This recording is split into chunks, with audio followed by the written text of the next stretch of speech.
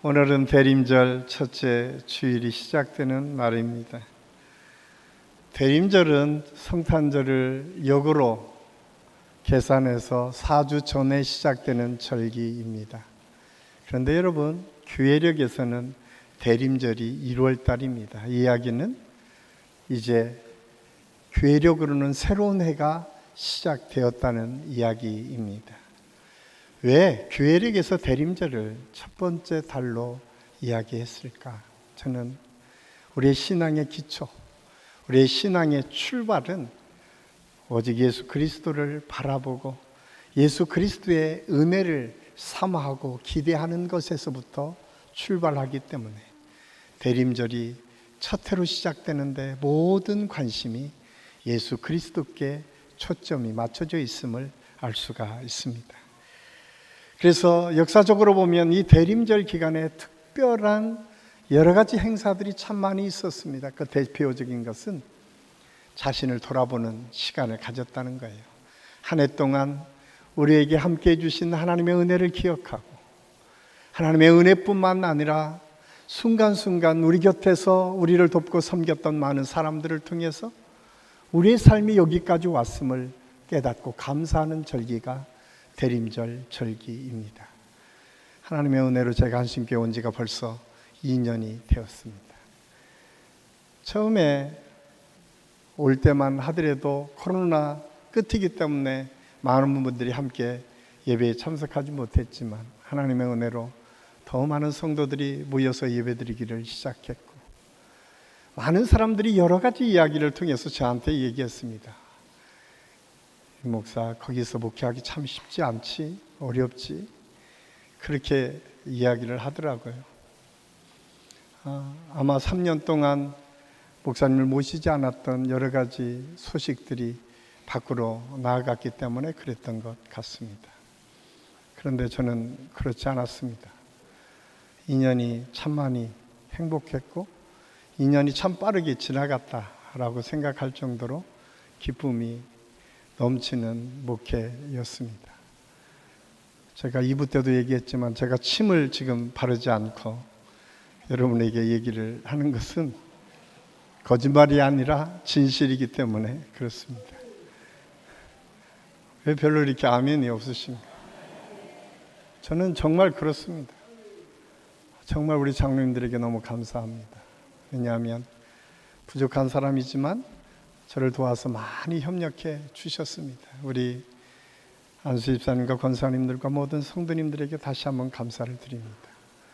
여러분들의 지지와 응원과 기도가 없었다면 아마 제가 여기에서 이렇게 좋은 교회에서 사역을 할 수 없었기 때문에 나의 모든 사역의 모든 것은 하나님의 은혜고 여러분이 지지해주고 후원해주고 격려해 주셔서 여기까지 올 수 있었음을 고백할 수밖에 없습니다.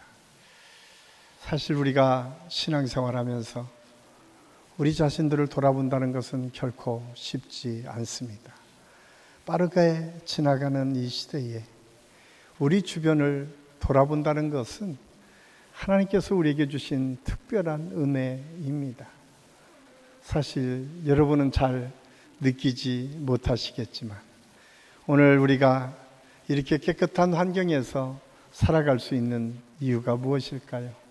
새벽 일찍부터 길을 닦고 처리해주는 환경미화원 그분들의 수고와 헌신이 있었기에 이렇게 깨끗한 거리에서 우리가 생활할 수 있습니다. 우리가 보이지 않고 우리가 물질을 어느 정도 세금을 통해서 내기 때문에 그들의 수고가 결코 가볍다고 생각해서는 안 됩니다.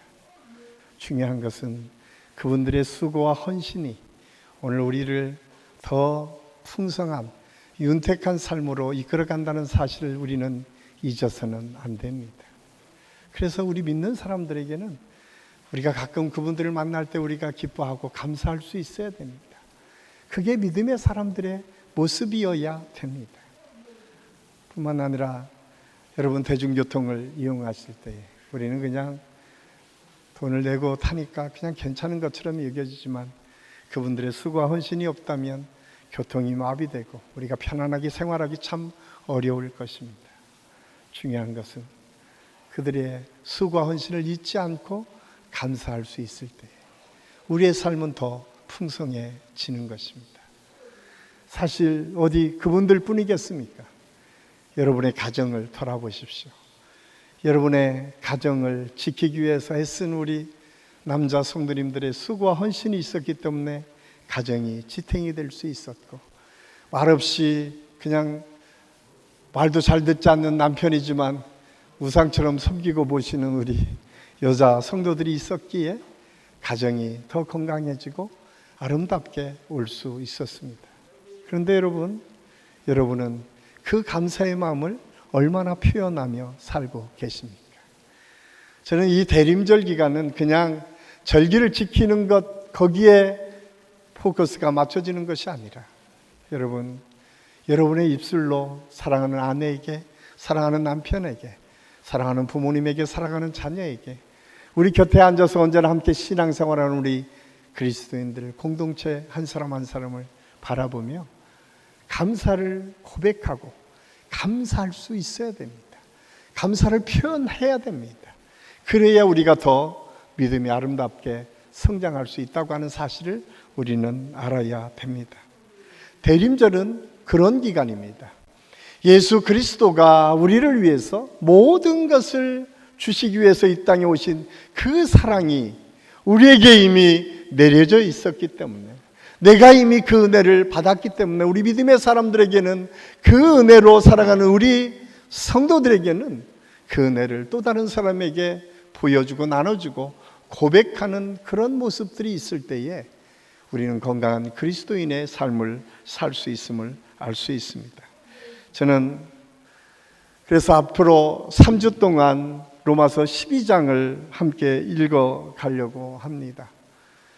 로마서 12장에는 특별히 예수 믿고 구원받은 믿음의 사람들의 삶의 모습이 어떠해야 되는지를 아주 구체적으로 기록하고 있고, 이 삶을 통해서 하나님께서 우리 한 사람 한 사람을 향하신 뜻이 무엇인가를 가르쳐주는 말씀이기에 저는 오늘은 하나님께 드리는 영적 예배라고 하는 제목으로, 그리고 다음 주와 그 다음 주에는 우리가 예수 믿는 사람들이 어떻게 교회 안에서 훈련받고 사역을 감당할 수 있을 것인가.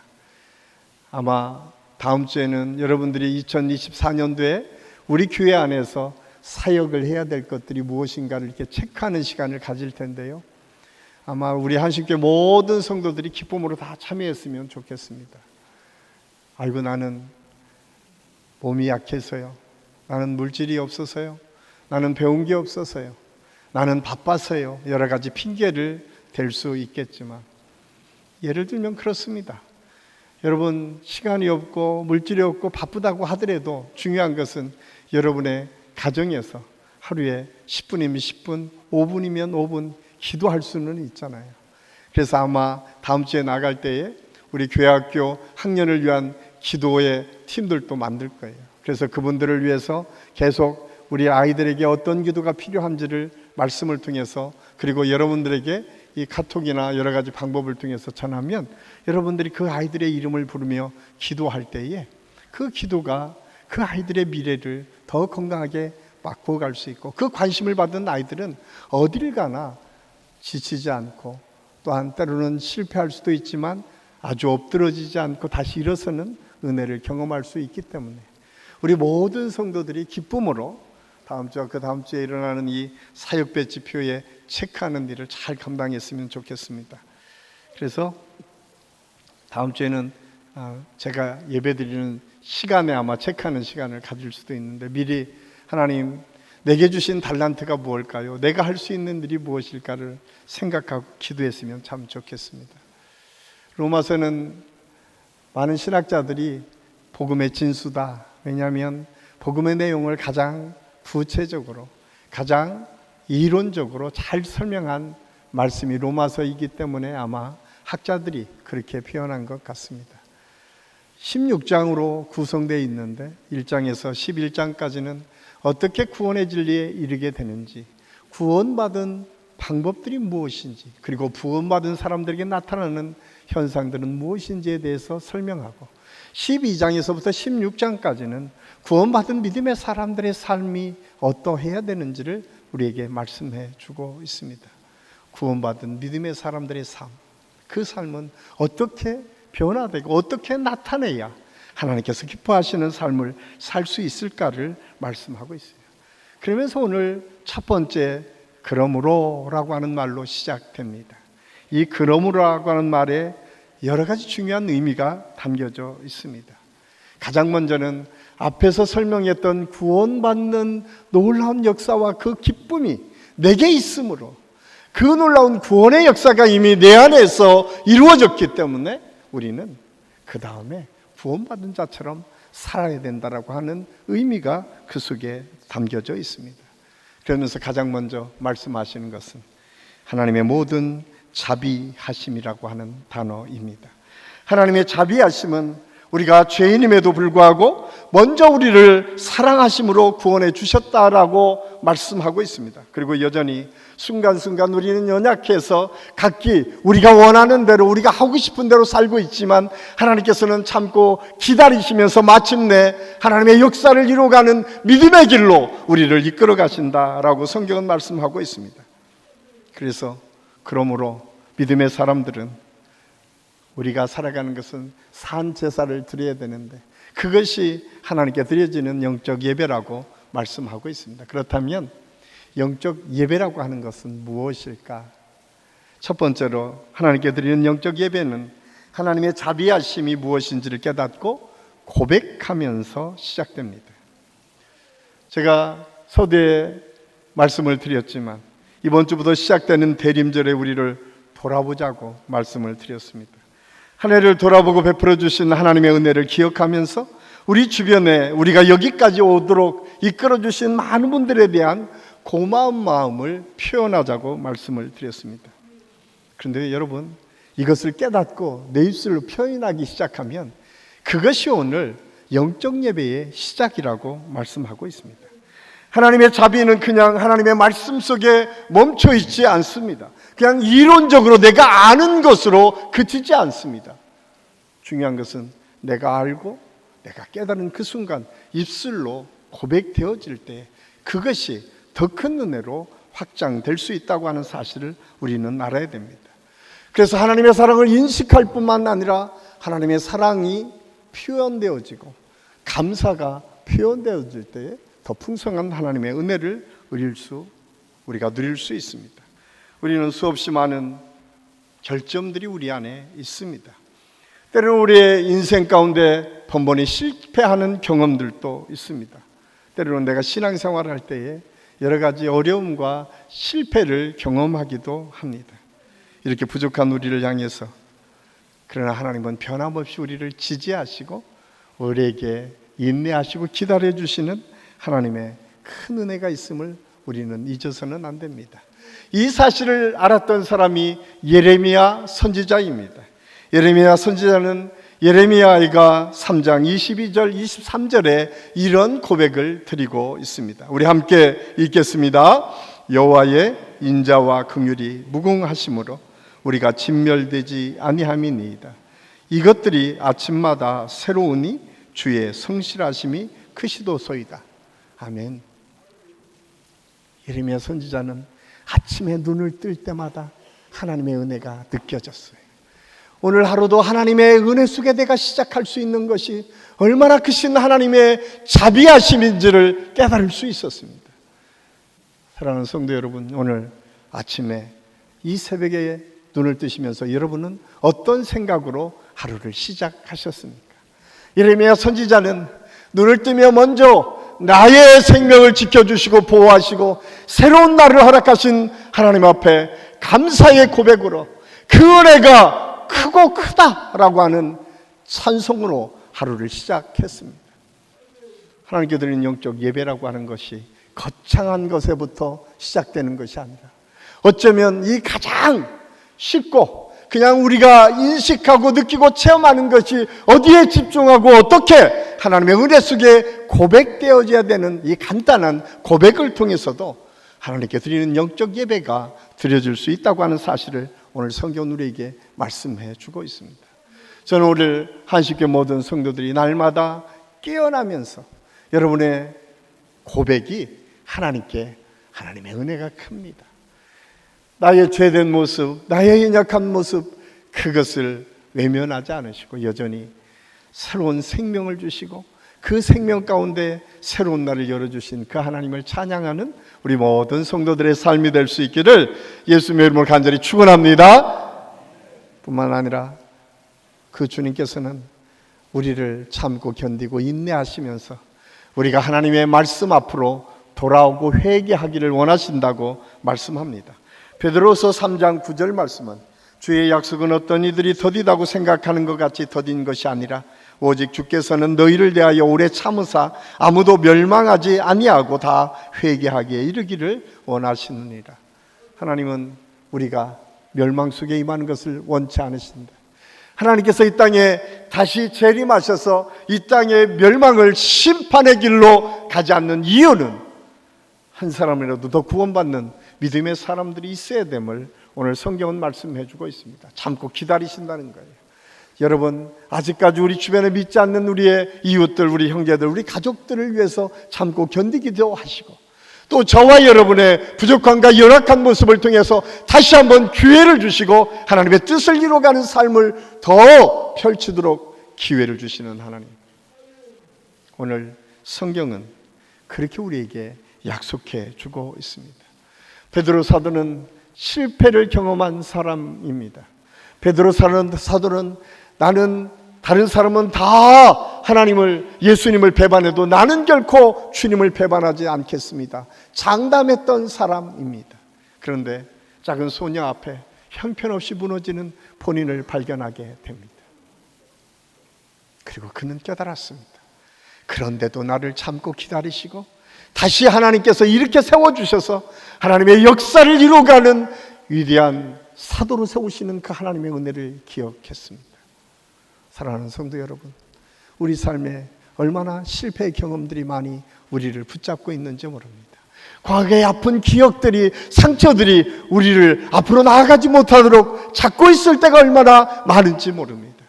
그런데 여러분, 하나님께서는 오늘도 기다리시고 우리에게 다시 바꾸어서 회개하고 돌이켜서 하나님의 뜻을 향해 일어서기를 원하신다고 오늘 성경 말씀해 주고 있습니다. 이런 신실하신 하나님, 그 하나님이 저와 여러분의 하나님인 것을 알고 오늘 이 예배를 통해서 그 하나님을 다시 한번 붙잡는 은혜의 시간이 될 수 있기를 예수님의 이름으로 간절히 축원합니다. 그렇다면 여러분, 그것을 우리가 어떻게 확인할 수 있을까요? 우리가 성탄절이 그렇게 중요한 이유, 예수님이 이 땅에 오신 이유가 아주 믿는 사람들에게 가장 행복하고 큰 축복의 날이라고 하는 이유가 여기에 있습니다. 대림절 4주 동안 우리가 예수 그리스도의 오심을 기대하고 소망하며 그 날을 기대해야 될 이유가 여기에 있습니다. 그것은 하나님의 사랑을 확인받는 날이 예수님께서 이 땅에 오신 성탄절이기 때문에 그렇습니다. 로마서 5장 8절은 이렇게 우리에게 말씀해 주고 있습니다. 우리 같이 한번 읽겠습니다. 우리가 아직 죄인 되었을 때에 그리스도께서 우리를 위하여 죽으심으로 하나님께서 우리에 대한 자기의 사랑을 확증하셨느니라. 아멘. 예수 그리스도의 탄생, 그것은 그냥 어느 날 베들레헴의 한 생명이 탄생한 것이 아니었습니다.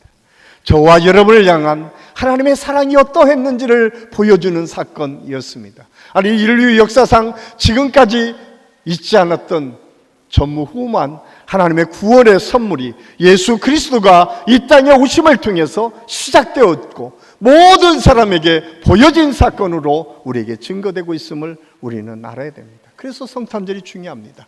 그래서 예수 그리스도가 이 땅에 오심이 중요합니다. 그냥 우리가 귀로만 듣는 것이 아니라 마음으로만 믿는 것이 아니라 확증하는 증거로 예수 그리스도가 이 땅에 오셨다라고 하는 것이 성탄절이 갖고 있는 특별한 의미입니다. 그래서 여러분, 우리는 이미 그 사랑을 확증받은 사람이에요. 여러분, 아직도 하나님의 사랑이 믿겨지지 않습니까? 그렇지 않나요? 성탄절이 있다라고 하는 것 그 자체만으로도 하나님께서 우리를 얼마나 사랑하셨는지를 확증할 수 있는 근거가 된다고 사도 바울은 우리에게 말씀해 주고 있습니다. 저는 우리 한신교회 모든 성도들이 이 성탄절을 통해서 나를 향하시고 나를 사랑하신 그 하나님의 사랑이 느껴지는 귀한 은혜가 있기를 예수님의 이름으로 간절히 축원합니다. 그래서 한 해를 돌아볼 때 우리가 잘 아는 것처럼 찬송가 301장은 지금까지 지내온 것 주의 크신 은혜라 한해 없는 주의 사랑 어찌 이루 말하랴. 내가 살아온 모든 길이 하나님의 은혜였습니다. 그리고 자나깨나 주의 손에 한산 붙들려서 모든 일을 형통케 하시는 그 하나님의 은혜의 삶을 내가 살아내겠습니다. 이 고백이 자비하심을 느끼고 체험한 사람들이 고백이 될 때에 그 고백을 통해서 하나님은 영광을 받으시고 그 고백을 통해서 우리의 삶은 더 풍성해지게 될 줄로 믿습니다. 두 번째로 하나님께 드리는 영적 예배는 우리의 몸을 산 제사로 드리는 것입니다. 오늘 본문 1절에 보면 너희 몸을 하나님이 기뻐하시는 거룩한 산 제사로 드리라고 사도 바울은 말씀하고 있습니다.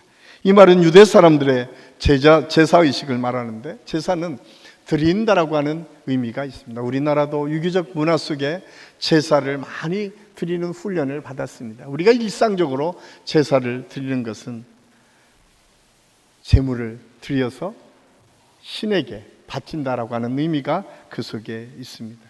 이 구약의 제사는 레위기 22장 17절 이하에 보면 제물을 말씀하고 있는데 어떻게 하나님께서 기뻐하시는 제물을 드려야 될지를 말씀하고 있습니다. 거기에는 두 가지 아주 중요한 사실을 말씀합니다. 하나는 정결한 제물, 깨끗한 제물을 드려야 된다라고 말씀합니다. 하나는 죽여서 드려야 된다는 거예요.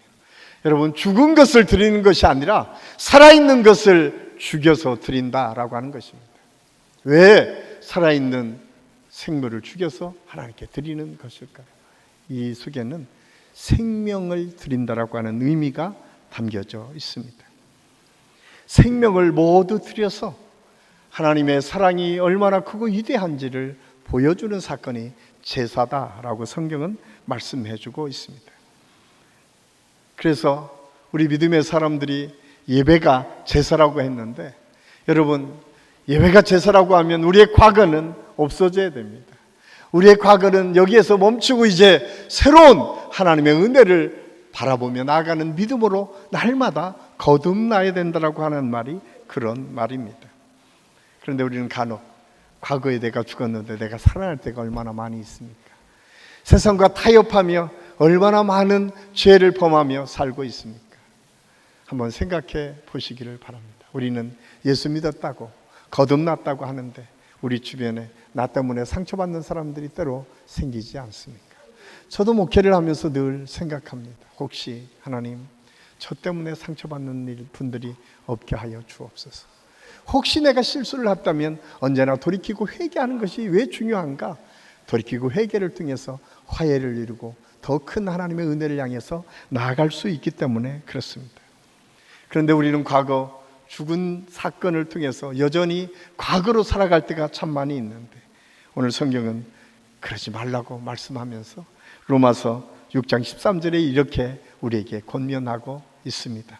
우리 같이 한번 읽겠습니다. 또한 너희 지체를 불의의 무기로 죄에게 내주지 말고 오직 너희 자신을 죽은 자 가운데서 다시 살아난 자와 같이 하나님께 드리며 너희 지체를 의의 무기로 하나님께 드리라.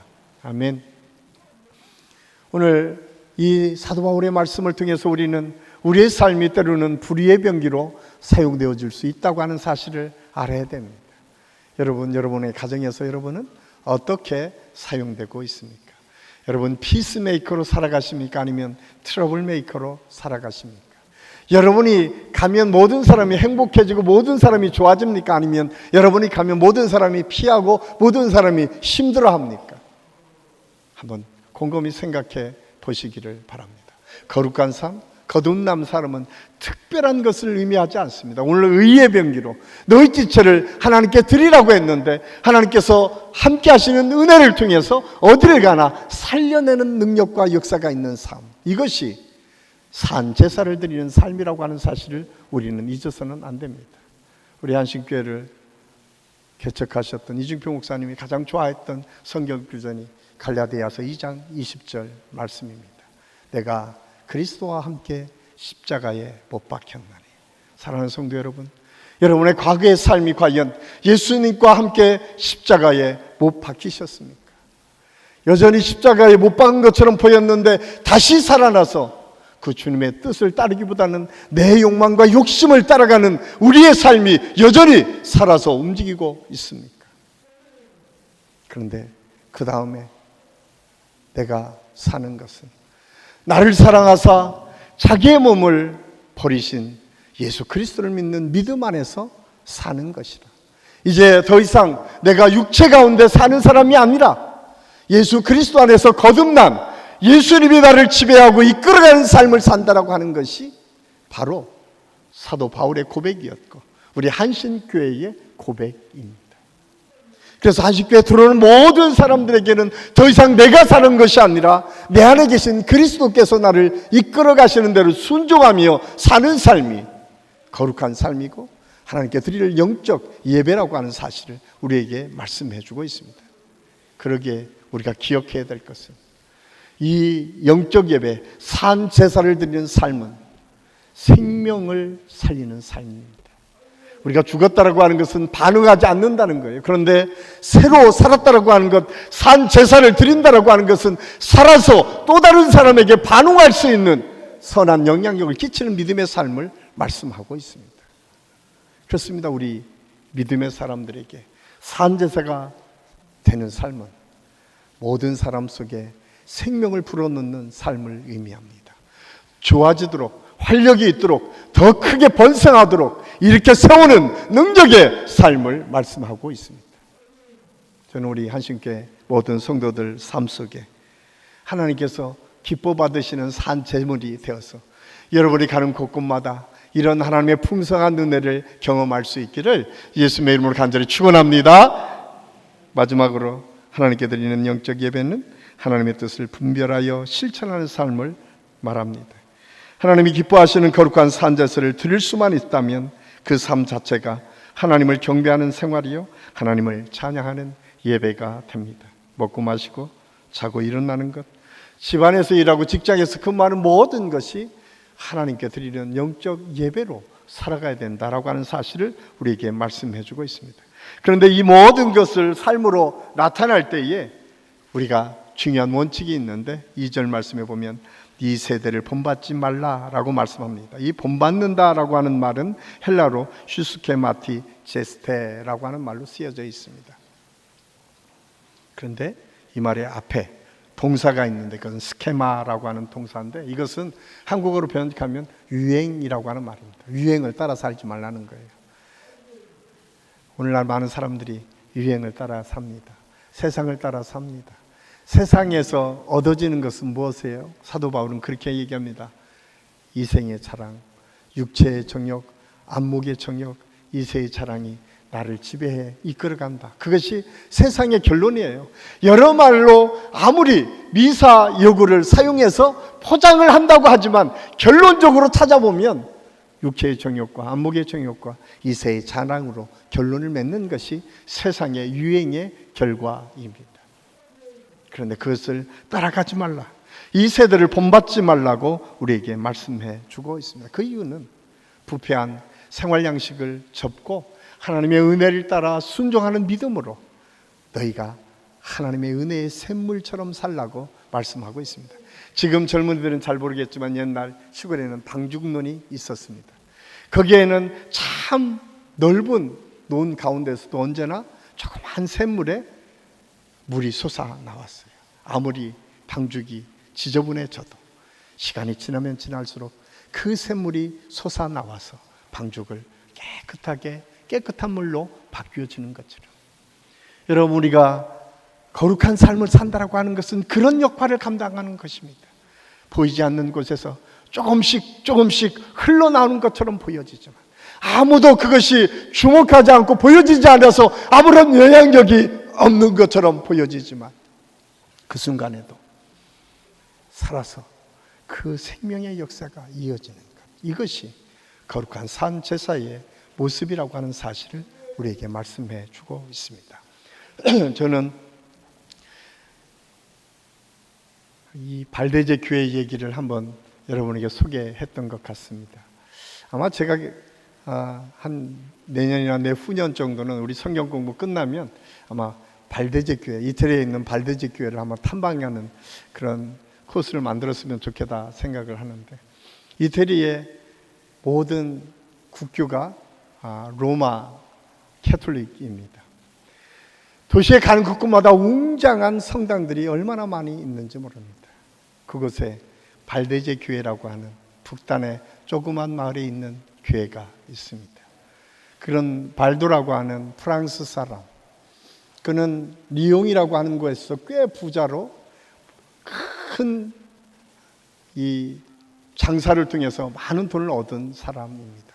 그가 어느 날 하나님을 만나고 자기의 모든 재산을 팔아서 어려운 사람을 돕기 시작합니다. 그리고 그가 한 가지 놓치지 않고 했었던 일이 성경을 번역하는 일입니다. 사실 우리가 지금 생각하면 성경은 누구나 다 읽을 수 있다고 생각했는데 중세기 동안 성경은 읽을 수가 없었습니다. 라틴어로 쓰여졌고 오직 라틴어를 하는 사제만이 성경을 읽을 수 있었습니다. 평신도가 감히 성경을 읽을 수 없었어요. 그것은 불법이었고 심판받을 일이었습니다. 이 발도라고 하는 사람은 평생을 주님의 은혜를 감사하며 이 놀라운 비밀을 또 다른 사람에게 나눠주기를 위해서 프랑스어로 성경을 번역하기를 시작합니다. 그리고 그 번역했던 사실들이 노출되고 그 로마 교황에 의해서 끊임없는 탄압을 받습니다. 그게 종교개혁이 일어나기 400년 전의 일입니다. 그런데 그들은 그 리옹을 떠나서 이태리 북쪽 알프스 남단에 있는 조그만 마을로 숨어듭니다. 그 속에서 예수 그리스도의 복음을 증거하기를 시작합니다. 그 증거의 역사가 지금도 계속 이어지고 있습니다. 제가 그 수도원을 방문했을 때에 그런 느낌을 받았어요. 참 불편하겠다. 여기까지 오기도 힘들고 참 힘들겠다. 그 추운에도 그냥 변변한 난로 하나 제대로 있지 않았습니다. 근데 제가 거기에서 느낀 느낌이 바로 이것입니다. 불편하게는 살 수 있지만 불의한 삶을 살지 않겠다. 이것이 발데제 교회를 지켰던 믿음의 사람들의 모습이었습니다. 사랑하는 성도 여러분, 우리는 불편한 것을 지금 참지 못합니다. 그런데 불의한 것은 너무나 쉽게 타협하며 살고 있지는 않습니까? 저와 여러분이 거룩한 하나님의 산제사로 산다는 것은 불편하지만 정의롭게 살아가는 것, 불의를 기뻐하지 않고 오히려 하나님의 뜻에 순종하며 살아가는 것, 이것이 하나님께서 원하시는 영적 예배임을 우리는 잊어서는 안 됩니다. 저는 우리 한신교회 모든 성도들이 2023년을 마무리하고 2024년을 준비하면서 꼭 이 말씀 기억하십시오. 불편하게는 살아도 불의하게는 살지 않겠습니다. 이 고백이 저와 여러분의 고백이 되어서 우리 한신교회가 이런 믿음의 전통을 계속 이어가는 하나님의 축복이 있기를 예수님의 이름으로 간절히 축원합니다. 기도하겠습니다. 아버지 하나님, 하나님께서 우리를 사랑해 주셔서 구원해 주시고 하나님의 놀라운 역사를 통해서 영적 예배로 하나님께 영광을 돌리게 하신 하나님, 우리 한신교회 모든 성도들에게 오늘 하나님께 드릴 영적 예배가 무엇인가를 다시 한번 깨닫고 하나님의 자비하심을 언제나 믿음으로 고백하고 또 다른 사람에게 감사를 표현할 수 있도록 인도하여 주시옵소서. 거룩한 산 제사가 되어서 우리가 가는 곳곳마다 살아나는 역사, 회복의 역사, 화목의 역사를 이룰 수 있도록 하나님 역사하여 주시옵소서. 우리는 비록 불편하게 살 수는 있지만 불의와 타협하지 않는 믿음을 우리에게 허락하여 주셔서 이 험악한 시대에 샘물 같은 존재로 좀 시간이 걸릴 수는 있지만 꿋꿋하게 믿음을 지켜나가는 믿음의 공동체가 우리 한신교회가 되어서 우리 주변을 살려내고 거룩한 하나님의 뜻으로 변화시켜가는 능력 있는 교회로 성장해 갈 수 있도록 하나님께서 역사하여 주시옵소서. 오늘도 우리와 함께 하시는 주님을 찬양하며 예수님의 이름으로 감사드리며 기도하옵나이다. 아멘.